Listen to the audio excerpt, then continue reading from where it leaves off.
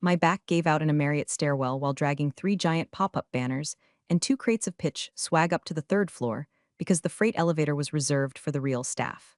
That's how the day started. By 7:40 a.m., I had already iced my lower spine with a stolen bag of peas from the hotel kitchen, fixed a corrupted Excel macro from my phone in the back of an Uber, and talked our CFO down from a panic spiral because the data room folder names didn't feel fundable. I hadn't slept more than 4 hours in 3 days.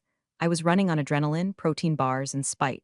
But the pitch deck was perfect. The compliance summaries were bulletproof, and all the egos, at least for now, were mostly duct taped in place. If you're enjoying this kind of chaos, and God help you if you are, do me a favor. Smash that like button and hit subscribe. 97% of folks just lurk here for free stories and vanish like our CTO during expense audits. Your click, it actually keeps our little team breathing and caffeinated. All right, back in. The startup was called Syntexia. Don't worry, it sounds like a skincare brand, but we sold AI-integrated warehouse logistics dashboards. I was the director of operations, which is startup speak for woman who does everything no one else knows how to do. Travel bookings? Me. Data room version control? Me. Late night ramen runs for execs having a strategy panic? You guessed it, me again. Richard, our CEO, once introduced me to a major VC as our scheduling guru.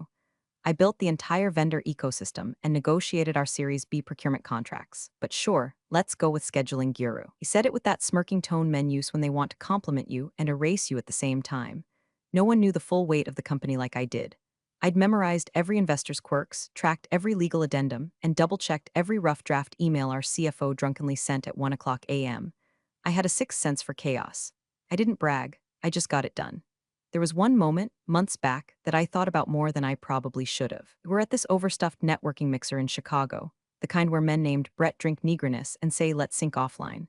I was waiting for the service elevator to haul up demo gear when the buyer's legal rep Evelyn stepped in beside me. Mid-40s maybe, clean suit, tired eyes, calm as a still lake.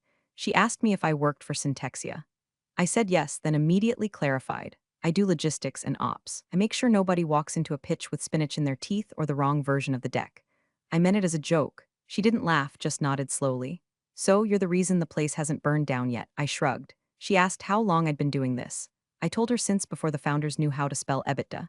Then she said it, just offhand. People like us always get remembered, just not always at first. It wasn't a compliment. It was an obituary in waiting.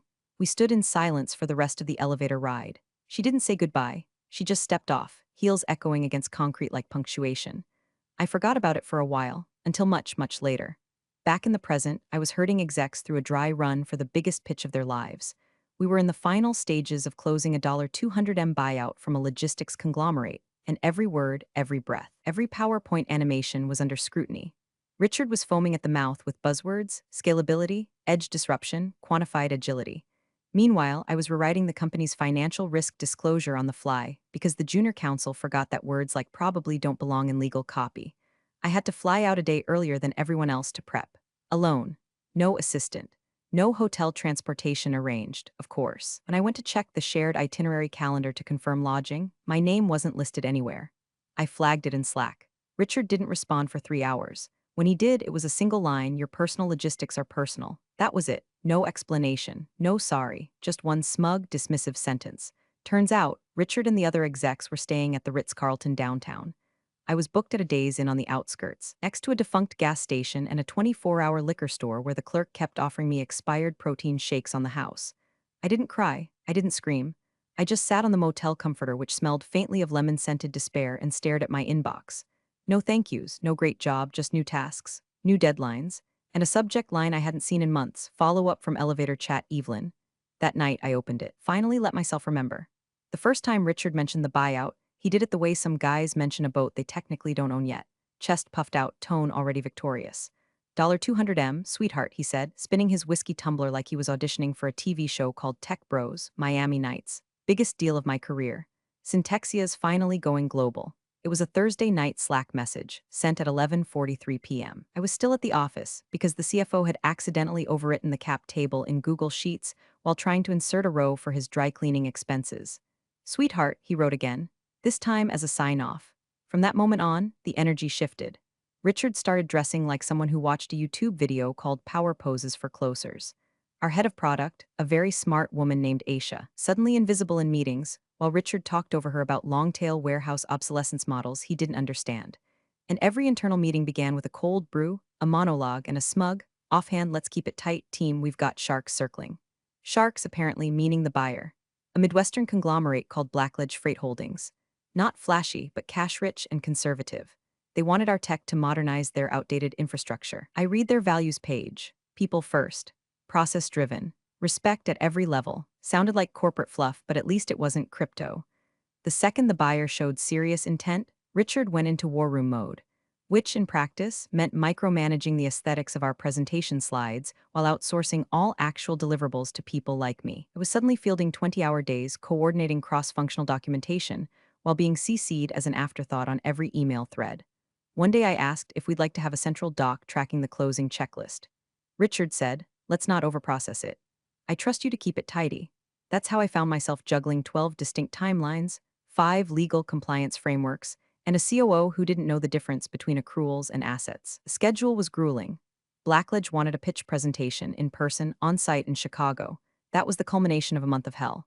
I was tasked with handling everything: flights, lodging, pitch decks, legal binders, tech setup, and catering. Yes, catering. Apparently, if you forget gluten-free bagels and a $200 deal, you're not detail-oriented enough for leadership. I stayed late every night. Missed my kids' school concert. Slept on the break room couch once with a hoodie over my eyes and my laptop on my stomach like a defibrillator. When I asked Richard if I could bring an assistant or at least a second pair of hands for pitch day logistics, he waved me off. You're the ops whisperer. One-woman army, right? Right. 3 days before the pitch, he summoned everyone into a Zoom to align the vision. It was less vision, more him yelling about popping on the big stage. Every time I tried to clarify logistics or ask a practical question, flight times, boardroom access, badge requirements, he'd say, we'll circle back. This is strategy time. That's when I noticed something in the shared calendar. Everyone else, Richard, the CFO, the head of strategy, even the junior biz dev guy, was flying out the night before and staying downtown. I, however, had a solo flight booked a full 24 hours earlier. No invite to the group dinner. No mention in the schedule block labeled Leadership Sync plus Buyer Mixer. When I pinged Richard directly to ask about the split timeline, he replied instantly, you'll need to get there early to set up. They're high touch, you understand. I asked about hotel accommodations. He left me on read for 6 hours, then finally sent the now legendary line, your personal logistics are personal. Not company logistics, not Syntexia logistics. Personal. That's when I felt it. Sharp, cold click inside my ribs. The familiar taste of being used, then dismissed. I wasn't team. I was infrastructure, like the printer, like the damn coffee machine. But even then, some foolish, exhausted part of me thought, if this deal closes, maybe I can finally rewrite my role. Get on paper what I've already been doing for years. Maybe finally they'll see me, so I booked the earlier flight. I triple-checked the backups. I confirmed the HDMI adapter. I printed out 20 extra copies of the contract summary in case someone spilled Pellegrino on theirs. I packed light. Black slacks, blazer, flats I could run in. And in the side pocket of my suitcase, I slipped a printed copy of Evelyn's old email. Folded once. Smoothed flat, just in case. I stared at the travel confirmation email like it had slapped me across the mouth. One queen bed smoking check-in, 3:00 p.m. location. Extended stay budget in, Joliet, IL Joliet, not Chicago. Not even the suburbs of Chicago. Joliet, 40 minutes from the pitch site in traffic, an hour if you dared breathe during rush hour. The kind of place where the ice machine was probably haunted and the continental breakfast meant bruised bananas and a mystery muffin under a heat lamp. I checked the calendar again, just to make sure I wasn't hallucinating from fatigue. Nope, there it was.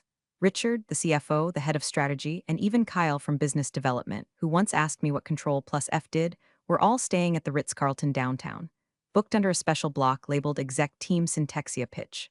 My name wasn't there, not even in the overflow, so I did what any overworked, underslept logistics mule would do. I made it look like a polite question. Hey Richard, noticed I'm not listed on the main booking. Just checking if I should add myself to the Ritz group rate or if there's a separate plan for me. No answer for 2 hours. Then a Slack ping, no context, no greeting, your personal logistics are personal. No period, no emoji, just that sentence. It took me a second to absorb it. My brain tried to rewrite it into something less hostile. I even refreshed the thread like maybe Slack had glitched and the rest of the message would magically load. But no, that was it. I read it again. Your personal logistics are personal. Not sorry, we missed you, go ahead and book what's easiest. Not let me loop in finance to fix this. Just dismissal, like I'd asked him to pack my lunch or braid my hair. It was the kind of cruelty that hides behind plausible deniability.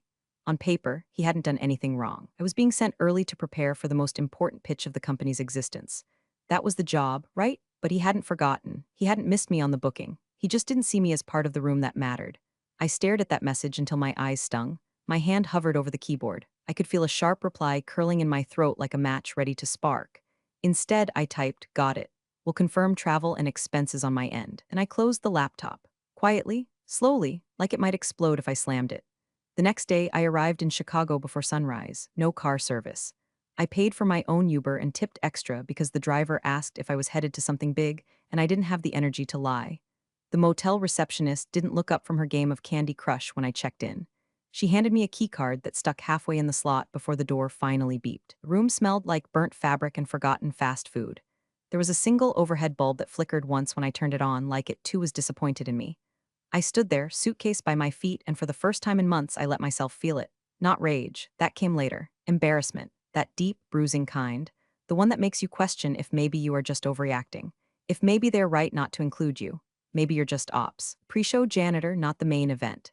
I sat on the edge of the bed, pulled out my laptop, and opened the master file. Final pitch deck, legal docs, contingency folders, reference sheets. All perfect, all mine. Every damn asset Richard would wave around tomorrow and pretend he'd built. I didn't cry. I didn't scream, but I felt something settle into place inside me like a knife laid gently on a table. I was no longer doing this for Syntexia, or Richard, or even the deal. I was doing it for her, the version of me who used to believe being the best would be enough. The woman who gave everything and asked for so little it became habit. The one who'd been polite, invisible, and for someone else too, someone I hadn't spoken to since that elevator ride in Chicago. A woman who looked at me and saw it. The grind, the loneliness, the glue holding everything together while everyone else took credit. Evelyn, the buyer's lawyer, the one with the tired eyes and the steel spine. She'd said it like a benediction. People like us always get remembered, just not always at first. I opened her email again. Subject, elevator chat, thank you. Short, kind, no agenda, just acknowledgement. I reread it 3 times. Let the bitterness settle, then sharpen into something else. I didn't need Richard to see me. I just needed her to remember. The motel wine glass had a scratch down the side and smelled vaguely like pine sol, but I filled it anyway. A warm Chardonnay I'd grabbed from the CVS across the street. It tasted like grapes that had given up halfway through fermentation, but I didn't care. My laptop sat on the faded laminate nightstand, humming. An email was open on the screen. From Evelyn Tran, subject, elevator chat, thank you body. It was a pleasure running into you. Your clarity and stamina were obvious even in the elevator. Reminded me why I do this. Stay sharp. Evelyn, I'd read it at least 30 times since she sent it, never responded. I told myself I was too busy, that it was just a pleasantry, that it didn't mean anything. But that wasn't true. I hadn't replied because it did mean something, and I wasn't ready to admit how much. That elevator ride happened months ago, Chicago, the Hilton. Some glossy conference about AI and logistics that boiled down to panelists pretending not to read off cue cards. I was hauling giveaway boxes to the service elevator because the founders were too busy taking selfies under the event signage. Evelyn stepped in with a reusable coffee cup and a tired look that felt like a mirror. I recognized her from the morning's panel, lead counsel for Blackledge Holdings. She was sharp, dry, and had asked the only real question of the day. What happens to your ethics framework when your lead engineer quits mid-rollout? Most of the room blinked. One guy chuckled nervously. She didn't. She glanced at my cart, then at me. Operational support? I laughed. Depends on the hour. Sometimes it's ops. Sometimes it's duct tape. Sometimes I'm just the only one who remembers where the batteries are. She smirked, and they call that being non-essential. I stood in silence for a few floors. Then she said, "Can I ask you something?" I nodded. "What keeps you from quitting?" I blinked, unsure if I heard her right. She clarified, "You clearly do the hard work. You're not performing, you're sustaining, so what keeps you here?" No one had ever asked me that, not like that. Not in a tone that didn't sound like pity or passive-aggressive curiosity. I thought for a second, then answered honestly. Because if I leave, it collapses. Maybe not right away, maybe not dramatically, but slowly, quietly. And the people who caused the mess won't clean it up, they'll just move on to the next fire. I stay because I remember where the batteries are. She nodded slowly. That's the real answer. Not for glory, for order. The elevator dinged. She stepped off. Before the doors closed, she turned back. People like us always get remembered. Just not always at first. It was such an odd thing to say. Not exactly comforting. Almost like a warning. I didn't know what to do with it back then. I do now. Sitting there in that motel room with the stained curtains and the humming HVAC, I realized something. Evelyn hadn't just noticed me, she saw me. Saw past the fake titles, the corporate costumes, the way Richard introduced me like I was a glorified calendar. She saw the woman in the trenches, one making the system run while everyone else called themselves visionaries. And she remembered. That meant something. It meant everything. I sipped the awful wine, closed her email, opened the master pitch folder again. I wasn't going to sabotage the deal. That's not who I was. This was my work. My fingerprints were on every line, every chart, every legal document fine-tuned to within an inch of perfection. But I'd stopped being invisible. Whether Richard knew it or not. Someone else was watching now. Someone who understood that logistics wasn't grunt work, it was the backbone. And the woman in the motel down the highway? She wasn't just the warm-up act anymore. I was at the venue by 5:40 a.m. The janitor let me in with a grunt and a plastic keycard that barely worked. My blazer was still damp from ironing it on the motel nightstand using a towel and a coffee mug filled with hot water. Wi-Fi had gone out around 3 o'clock a.m., so I'd preloaded every version of the pitch deck to a USB drive and emailed backups to myself, to the printer rep, and to an old Yahoo account I hadn't used since college. No margin for error, not today. The conference room was a frostbitten shade of beige, windowless, carpeted like a nursing home, and way too cold from the overzealous AC. I set up the projector, laid out the packets, wiped down every coffee cup. I knew where everyone would sit. Richard at the head, me off to the side, laptop open, ready to jump in when the numbers needed defending, but only when summoned. The rest of the team waltzed in around 8:30 a.m. looking like they'd just gotten back from a spa retreat. Richard was wearing a new suit, dark navy, expensive, smug. He gave me a nod without looking up from his phone. "You get here early?" he asked, still typing. I smiled. "Not really, just didn't sleep." He chuckled like I'd told a cute joke and muttered, "That's the spirit." By 9 o'clock a.m., the buyer's team began trickling in. Finance, product leads, operations, sharp-eyed people with clipboards and very little small talk. I recognized two of them from prior Zooms. No Evelyn yet. Richard opened with a joke about warehouse drones and streamlined airspace. It didn't land. Then it was my turn, the ops section. The numbers. Roadmaps? I'd built this slide deck with blood and spreadsheets.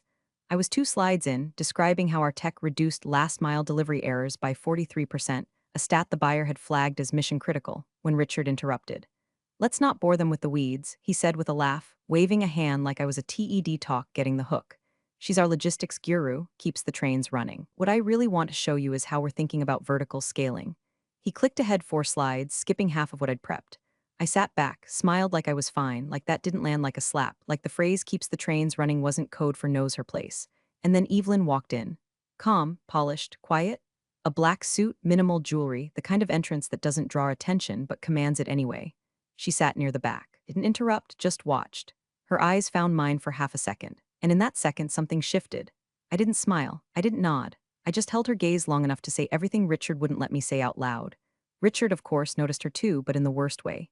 He stood taller, dialed up the swagger, and tossed out phrases like expansion readiness and AI native logistics protocol like candy at a parade. The deck was barely visible in him. He was monologuing. He pointed to a slide I had built, one that clearly showed our weakest link in onboarding, and said, "We've bulletproofed this. Took some heroics from the team, especially yours truly, but we're airtight.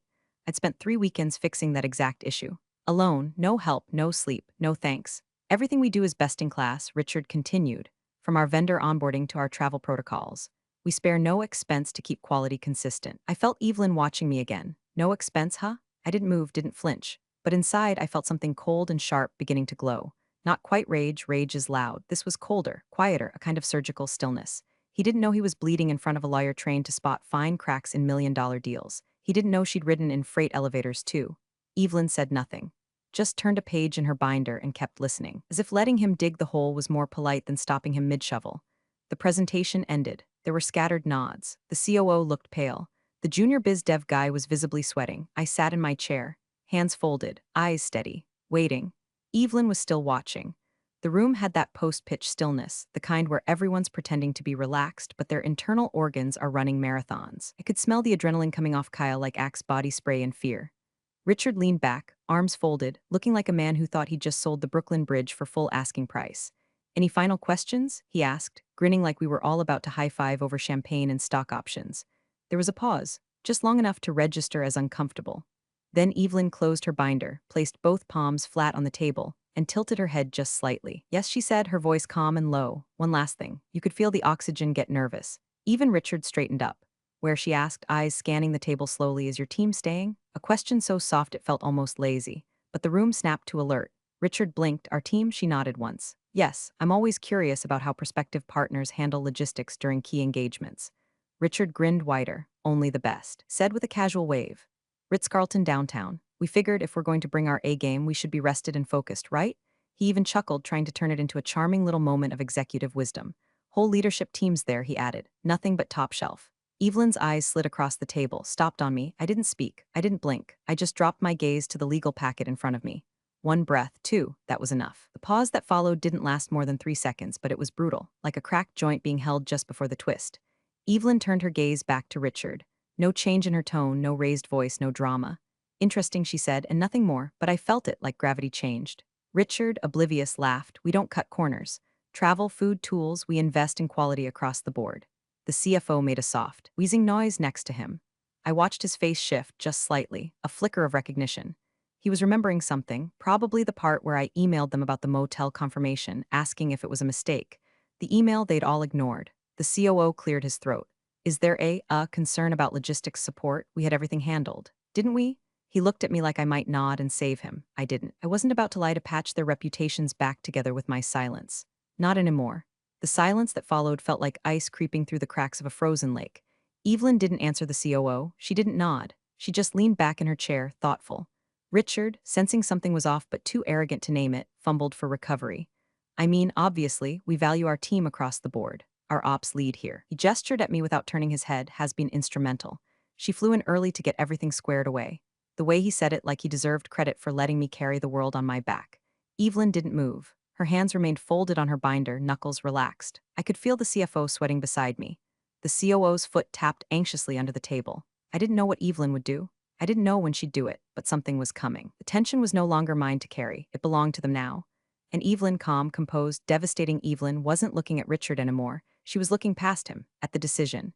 Evelyn didn't raise her voice. She didn't even blink differently. But she did something far more lethal. She closed her binder, not a rushed close, not a passive we're done here gesture. No, this was deliberate. Pages aligned, pen clipped with a click, that small. Restrained movement carried the weight of a verdict. Then she stood, calm as a lake before a storm. No scramble, no sigh, just vertical, measured. Her chair rolled back with a whisper. The room froze. Richard, who had been reclining like a man basking in his own genius, jerked forward like someone just slapped the poker chips out of his hands. Evelyn, he said, forcing a grin. Are we done? She didn't answer. Just turned and walked slowly toward the door. Not power walking, not storming out. Just a steady, terrifying pace that made every executive in that room feel suddenly underdressed and overpaid.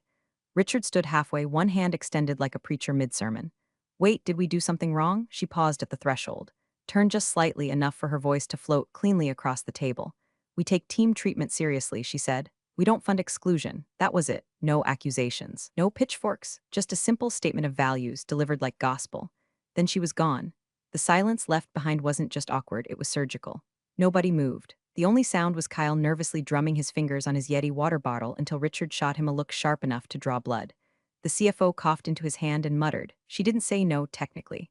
The COO was pale, muttering something about sending a clarifying memo. Richard stared at the door like he could will her back into existence. Like the deal might still be hovering in the hallway, waiting for an apology or a charm offensive to glue it back together. He turned to me, finally turned to me as if I was supposed to jump in, fix it, spin it, save him. But I didn't move, I just looked at him. Blank, controlled, not smirking, not smug, just quiet.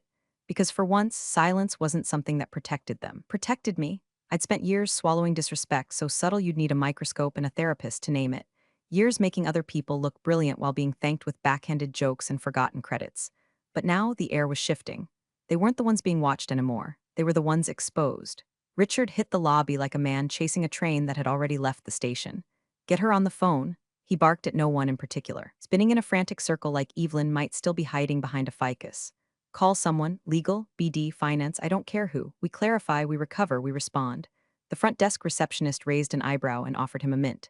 The CFO was pacing like a dog in a thunderstorm, muttering it's just a misunderstanding. She didn't say no, not technically. The COO had already pulled out his phone and was whispering furiously into it, something about soft commitments and damage control. I stood off to the side near a fake potted plant, my rolling suitcase already by my feet. Packed, zipped, ready. Richard turned on me next. You saw her face, he snapped. What was that? What did you say to her? Did you, was this you? There it was, the old tactic. If it burns down, blame the woman carrying the fire extinguisher. I looked at him. One long, still look. You said my logistics were personal, so I handled them. That shut him up for half a second. He scoffed, then turned to the others, arms flailing now. She's overreacting. She's projecting. God, everyone's so fragile these days. Like I'm supposed to book her a sweet and foot rub just for doing her job? The lobby echoed with his voice, growing shriller by the sentence. I could see the hotel manager watching from behind the front desk now. Two bellhops exchanged a glance. Nearby woman on a laptop subtly turned up her volume to record. Then a text pinged on Richard's phone. He went pale, then another, then three more. He read the screen, face draining like a faulty K-cup. Oh my God, the CFO whispered. The group chat had started. Investor 1, why did Evelyn walk out? Just got a note from their GC. Are we dead in the water? Investor 2, hearing something about employee treatment? What the hell happened? Investor 3, fix this, now. I didn't have access to their group thread, but I didn't need to. The panic was all over their faces. Richard's hand trembled as he tried to draft a response. The COO looked like he wanted to dissolve into the hotel floor. This wasn't just awkward anymore. This was blood in the water. I reached down, picked up my suitcase, and checked the zipper one more time, not because I needed to, but because I could. Richard finally noticed I was leaving. Wait, where are you going? He snapped, voice cracking. I glanced at the time, my train's in 40. I've got work to do. He blinked. You're not staying for the debrief? I gave him a soft, polite smile. There's nothing left to debrief. He took a step toward me like he wanted to bark something else, but then stopped. Maybe it was the look on my face. Maybe it was the fact that, for once, he couldn't spin this. Evelyn hadn't made a scene, she didn't need to, but she had made a statement, and the world she lived in, it listened. I rolled my suitcase past him, past the CFO, past the PR guy who was now frantically whispering about damage mitigation and controlling the story. They hadn't fired me, but they wouldn't get the chance. I was already gone. The train ride home was quiet. I didn't listen to music, didn't answer texts, just let the silence sit next to me like a long-lost friend. The kind that doesn't ask questions or force conversation, just rides with you until the panic drains from your bones. By the time I got off at the little station outside my hometown, the sun had already dipped behind the Dollar General, and everything smelled like wet pavement and late August air. I walked into my apartment around 9:30 p.m., kicked off my shoes, and let my suitcase lean against the wall. Didn't even unpack, not yet. Just stood there in the soft light of my living room, breathing, no Slack notifications. No last minute just checking in emails, no Richard. Then my phone buzzed, one new message. Subject, no rush from Evelyn Tranbody, I've seen your work. We may need someone with your eye for logistics. Let me know if you're free next quarter, just that. No pitch, no fluff, no smiley face. Yet it felt like a hand on the shoulder. A door opened without force, a yes without needing to beg for it. I stared at the screen for a moment. Then, without really meaning to, I laughed. A soft, real laugh that came from somewhere deep, buried under 5 years of false starts and swallowing pride. Not gloating, not spite, just free. I didn't reply, not yet. She hadn't asked for decision, just left the offer there like a gift I could unwrap when I was ready. I boiled water, dropped a tea bag into my favorite chipped mug, the one with the faded world's okayest mom decal my kid gave me after a particularly chaotic science fair, and curled into the corner of my couch. Outside, a siren whined in the distance. Inside, everything was still. I finally unzipped the suitcase, unfolded my blazer, hung it neatly, pulled out the binder Evelyn had once closed without a word and tucked it into the trash, somewhere far away. Richard was probably still yelling into a speakerphone, insisting the optics weren't that bad. Somewhere, a junior PR rep was drafting their third version of We Remain Committed to Employee Equity. Let them. I had nothing left to prove, nothing left to defend. Someone powerful had seen me, and this time, I didn't need to carry anyone else's weight, just my own. Thanks for watching, you cubicle warriors. Hit that subscribe button. Unless you're my old boss, then you're on your own. Revenge of the coffee pot strikes again.